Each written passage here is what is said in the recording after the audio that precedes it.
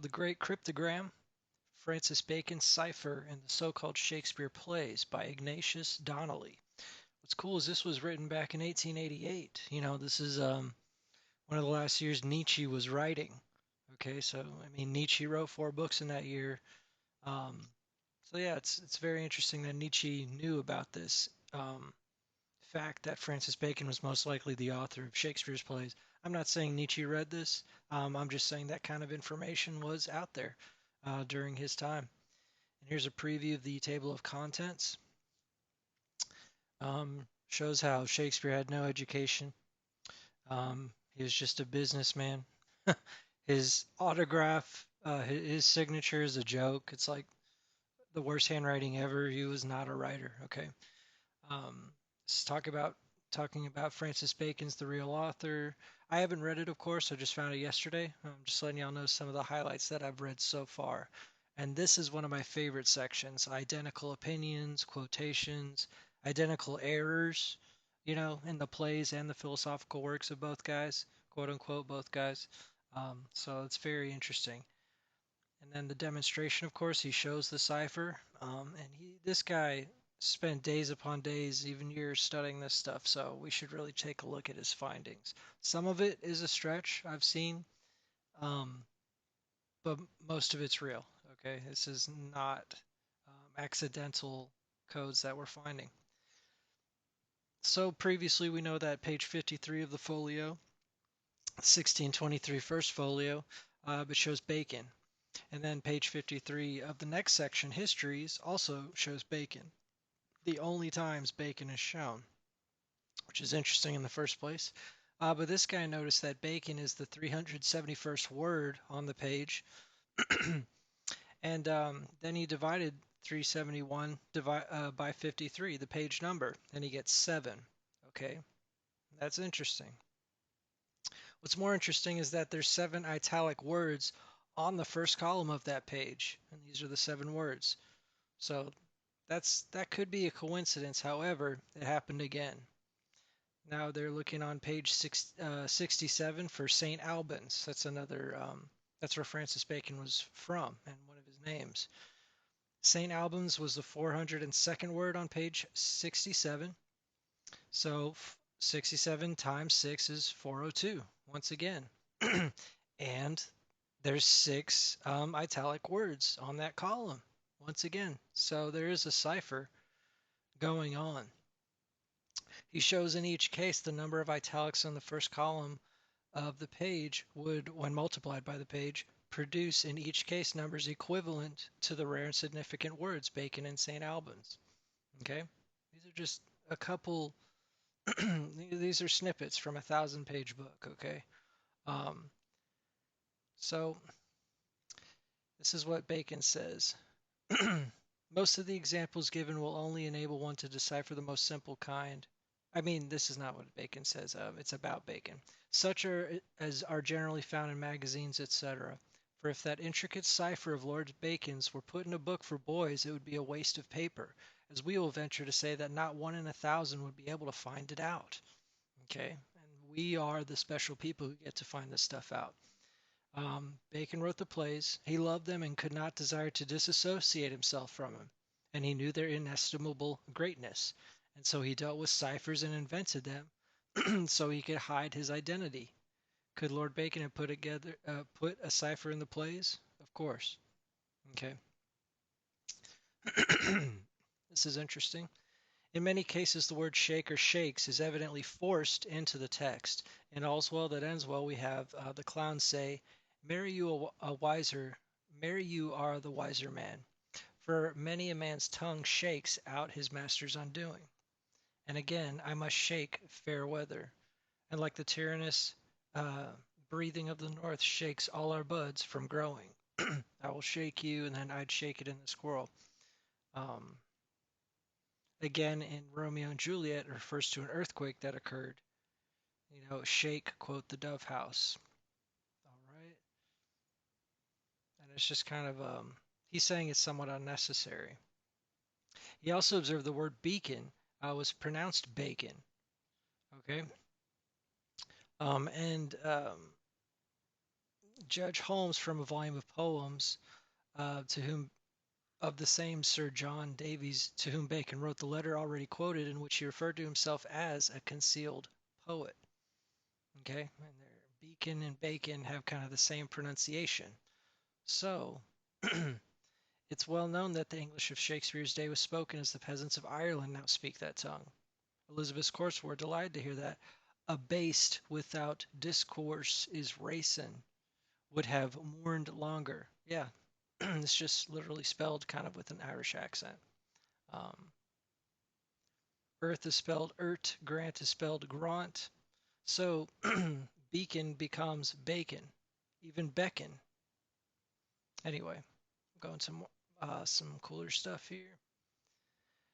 I observed another curious fact that the name of the play Measure for Measure seemed to be very often referred to in the dramas, and in many cases ran in couples. And the word measure appears in Merry Wives of Windsor only twice. To measure our weapons, to guide our measure roundabout. And they're right next to each other. Twelfth Night, it appears only twice. And a good tripping measure after a passy measure, lines 14 and 15.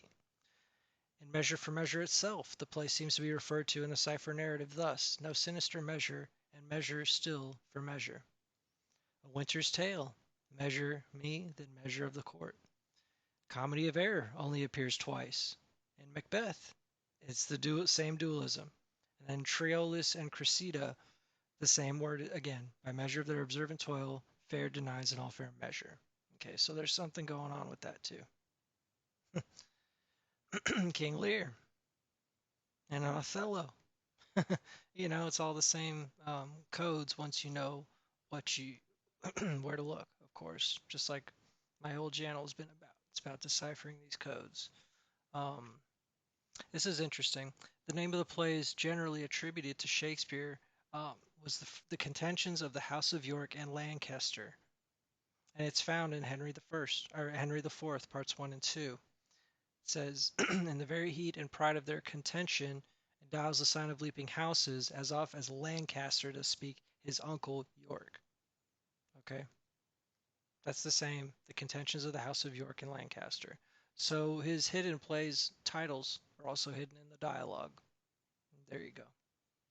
I think that's interesting. Let's see. Francis Bacon literally says, "As for my essays and some other particulars of that nature," what could that be? "I count them but as the recreation of my other studies, and in that sort I propose to continue them, though I'm not ignorant of that those kind of writings would, with less pains and embracement, perhaps yield more lustre and reputation in my name than those others which I have in hand. But I count the use that a man should seek of the publishing of his own writings before his death to be but an untimely anticipation of that which is proper to follow a man, not to go along with him." Okay, so here's basically the translation of what he's saying. "As for my essays and the Shakespeare plays, I will continue them, preserve them for posterity. I am aware that those plays would give more lustre and reputation to my name if I acknowledged them than my philosophical writings, but I think there's a certain glory which should follow a man by rising up long after his death, rather than accompany him by being published in his own name before his death." Okay, exactly. If he didn't hint at this, what does it mean? Okay, very interesting that Bacon said that. Well, that was the translation, but it's literally what he's saying. If we look at the Merry Wives of Windsor, as curious instances of bracketing words or parentheses. Where is fair William? What is lapis William? Like, why are these words in parentheses? Well, it's to hide codes, y'all. Of course it is. And he's asking multitudinous instances of the same kind can be found in the folio. Okay, it's really interesting. And in fact, in part 1 of Henry the Fourth, there's like a million. There's only a few brackets, but in part 2 of Henry the Fourth, there's 359 parentheses. Okay, so see, or actually that was just one chapter. The total brackets in the first part is 111, and then the second part's 898. Okay, that's a lot of hyphens. What is the point of that? because he's adding codes. Okay. Excuse me. Let's see. This is a 1,000-page book, y'all. So once again, sorry if I'm going fast. Okay, here's one of the most fascinating chapters: the parallelisms. Okay, identical expressions, literally. Um, with Hamlet, he describes the coldness of the air. It is very cold. It is a nipping and eager air. We turn to Bacon. We find this very word used in the same sense, whereby the cold becomes more eager, eager and cold. So another strange word used by Shakespeare, light thickens, as the crow makes wing to the rocky wood. We turn again to Bacon, we find the origin of this singular expression. For the over moisture of the brain doth thicken the spirits visual.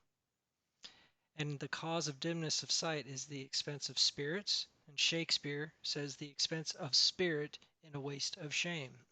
A lot of similar vocabulary describing the same kind of things. Bacon says, some noises help sleep as soft singing. The causes for that they move in the spirits a gentle attention. Shakespeare says, I am never merry when I hear sweet music. The reason is your spirits are attentive. We have the same words applied in the same sense to the same thing, the effect of music. And in each case, the philosopher stops to give the reason. The cause is, the reason is. Okay. This is, excuse me, a little cough, but I'm all good. Um, I just find this so fascinating. I can't wait. I'm more excited to read it than to show it to y'all. Like, I want to stop making this video right now just so I can read more, you know. And of course, it's free. There's a free PDF in the link. Um, it's in the archives at this point. Bacon says infinite variation. Shakespeare says infinite variety. Of course, infinite jest, infinite flight of birds, infinite honor is what Bacon says, and Shakespeare says infinite jest, infinite tongue, and all that kind of stuff. How infinite in faculties. Bacon speaks of that gigantic state of mind which possesseth the troublers of the world, such as with Lucius Sylla. And then Richard III, Shakespeare says, on thee, the troubler of the poor world's peace. It's Queen Margaret talking down on Richard III. It's so, it's all the same, y'all. Same guy. Bacon is Shakespeare. Shakespeare is just a name of an actor they use so Bacon wouldn't know. And in fact, what's more fascinating than anything is that Bacon is a bastard, but he's a Tudor. He is the son of Queen Elizabeth, right? So what's interesting about the parallels with modern day media is Game of Thrones spoiler alert coming up. Repeat, Game of Thrones spoiler alert coming up. Okay, I warned you. Jon Snow is a Targaryen. Okay, he is royalty. In the whole show, he thought he was a bastard, right? But in secret, and only a few people knew, he was the actual heir to the right king as a Stark and a Targaryen at the same time. So Francis Bacon, once again, pretends he is his adopted. Uh, his adopted name is Bacon. His name legally and realistically would be Francis Tudor if Queen Elizabeth just admitted that that was her kid. So it's interesting. Game of Thrones kind of has that plot twist in it as well. And basically, all the Shakespearean plays have some kind of plot twist or family royalty drama going on, and that because Francis Bacon knew that life. Shakespeare, the actor, didn't know that life. He didn't have any books. He didn't have anything. Francis Bacon had all that stuff and just used Shakespeare's actor name as a ploy. As this 1,000-page book goes into, you saw the table of contents. Okay, there's plenty of stuff you can get lost in. Anyway, I'm going to get lost and keep reading. Take it easy, y'all.